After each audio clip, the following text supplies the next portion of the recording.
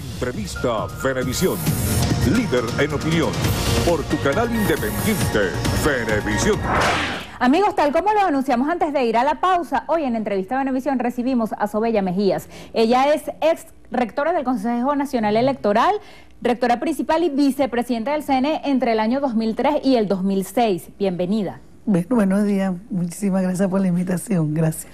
Además es también abogada y dirigente político, doctora. De Acción Democrática. Según su experiencia técnica dentro del Consejo Nacional Electoral, ¿cómo evalúa usted lo que se está haciendo previo a la convocatoria de esta Asamblea Nacional Constituyente? En cuanto a lapsos, el cronograma, las actividades que se deben cumplir, las auditorías al registro electoral, evaluar la situación de los planteles, el cotillón, la boleta. Leíamos que la Universidad Central de Venezuela ya anunció que no va a elaborar la tinta indeleble. ¿Cómo ve usted que marcha esto? Bueno, en relación a esta convocatoria y la celeridad que le ha implementado el Poder Electoral a una solicitud por parte del Ejecutivo que está teñida desde un punto de vista de inconstitucionalidad y fraude por la sustitución, pues quien debe convocar, porque hay que aclararlo, y quien tiene poder originario es el pueblo soberano, y que lo ejerce intransferiblemente y que no puede ser convocado sino mediante un referéndum. Eso es algo bien claro. El Poder Electoral en estos momentos ha trabajado con una celeridad, pero con una realidad que afecta a los principios de publicidad, afecta la inconstitucionalidad, la imparcialidad, esos principios de participación ciudadana y el rol protagónico del soberano en lo político, como es también en la parte de constituyentista, que son todos los venezolanos inscritos en el registro electoral. El CNE, el Poder Electoral, lamentablemente, una vez más, viene realizando lo que indican los voceros del gobierno, del partido del gobierno. Y el 14 de junio fue que apenas publicaron un cronograma con fases ya realizadas, un cronograma que luego te anuncian fases que realizaron, por ejemplo, están violando un principio constitucional como es el ejercicio del voto universal, libre, directo y secreto, porque estaban planteando, o incluso después que publicaron el cronograma, de un registro electoral sectorial, y tú dices, bueno, ¿en qué momento lo realizaron o lo conformaron? ¿Cuáles fueron las características? Todo ha estado en una suerte de secreto, sin reglamentos, sin resoluciones, sin un procedimiento previo. ¿Para qué? Para que los ciudadanos estén informados, realizar las impugnaciones respectivas o no, dependiendo. Hay una inseguridad jurídica total que no está garantizando el ente electoral, el principio de transparencia, el principio de responsabilidad, el principio de igualdad, ese principio de participación, de respeto a la participación ciudadana, y sobre todo que esa celeridad no la tuvo el Poder Electoral el año pasado, cuando este pueblo, activando un mecanismo constitucional como lo es la participación del artículo 72, que es activar el referendo revocatorio, en este caso, cargo de elección popular presidente de la República. ¿Cómo fue ese procedimiento donde el pueblo salió mayoritariamente a expresar, a activar un mecanismo constitucional, y todas las trabas que pusieron, los mecanismos de la votación, las huellas dactilares?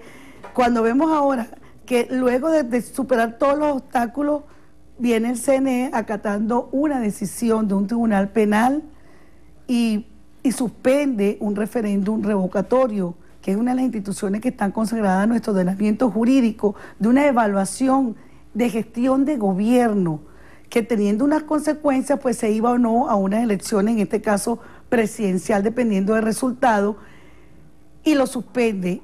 Y ahora ante una solicitud inconstitucional por parte del Ejecutivo, porque la iniciativa está contemplada en la Constitución, más la convocatoria que no le corresponde al Ejecutivo, sino al pueblo soberano, mediante un referendo que lo indique o no, el CNE se aboca con una celeridad, con una propuesta que de verdad atropella el Estado de Derecho y es un golpe más a nuestro ordenamiento jurídico.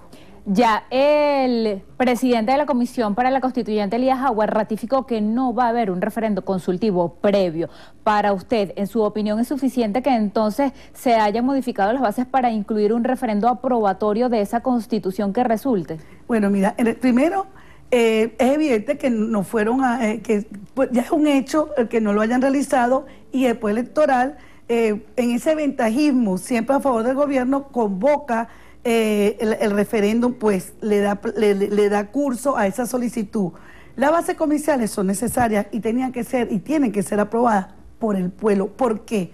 Una Asamblea Nacional Constituyente, una vez instalada de conformidad como está en la Constitución, los poderes constituidos pasan a segundo plano. O sea, las decisiones todas las toma esa Asamblea Nacional Constituyente. Por eso, el gobierno lo que no ha podido conseguir con el voto del pueblo, porque perdió esa aprobación y ese apoyo del soberano, lo hace por la vía de los hechos, utilizando poderes del Estado que no están garantizando la independencia y el respeto a la voluntad popular y el ejercicio político de los venezolanos. ¿Por qué las bases comerciales también tienen que ser aprobadas? Tú tienes que establecer primero cómo tenían que haber ser electos los constituyentistas.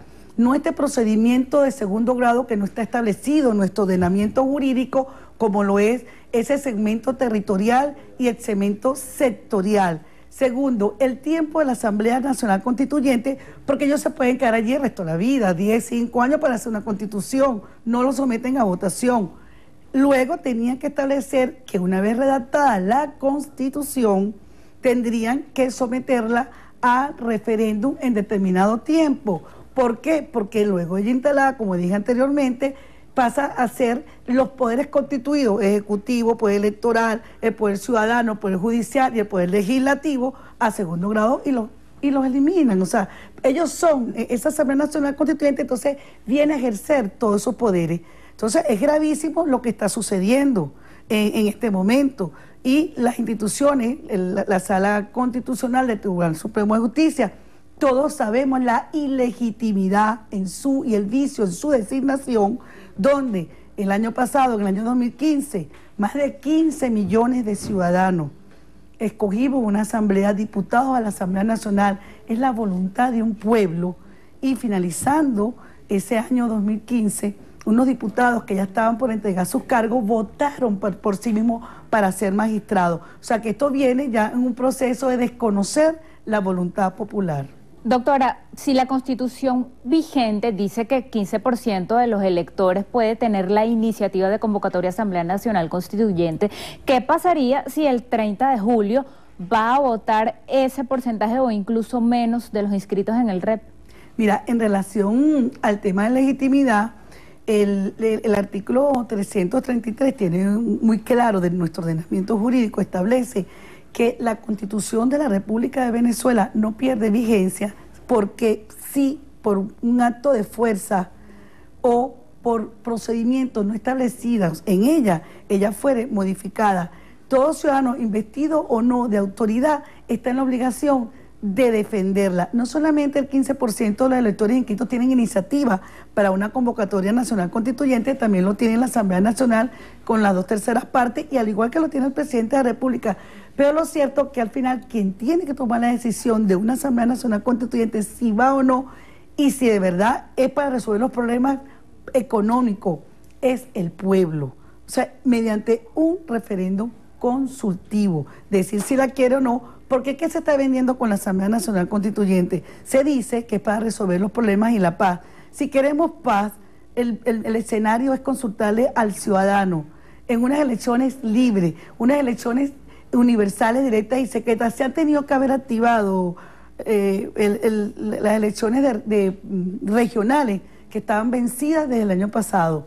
Este año no solamente ya están vencidas las regionales, sino que en diciembre de este año vencen las elecciones municipales, y el Poder Electoral ha tenido que haber ya realizado las regionales, y en este caso que ya está convocando, y ya vamos a aclarar eso también, está convocando unas elecciones regionales para el 10 de diciembre, ha tenido que haber realizado también conjuntamente con las elecciones municipales. Doctora, muchas gracias por su visita y por esta conversación. Bueno, muchísimas gracias. Bueno, el llamado es que tenemos todos que estar atentos a defender nuestra Constitución de una manera pacífica, democrática y constitucional. Y el pueblo venezolano es el que tiene el rol, se está llamando a la paz y es necesario que sea la consulta universal, directa y secreta. Así despedimos entrevista a Venevisión con Sobella Mejías, ex rectora del Consejo Nacional Electoral.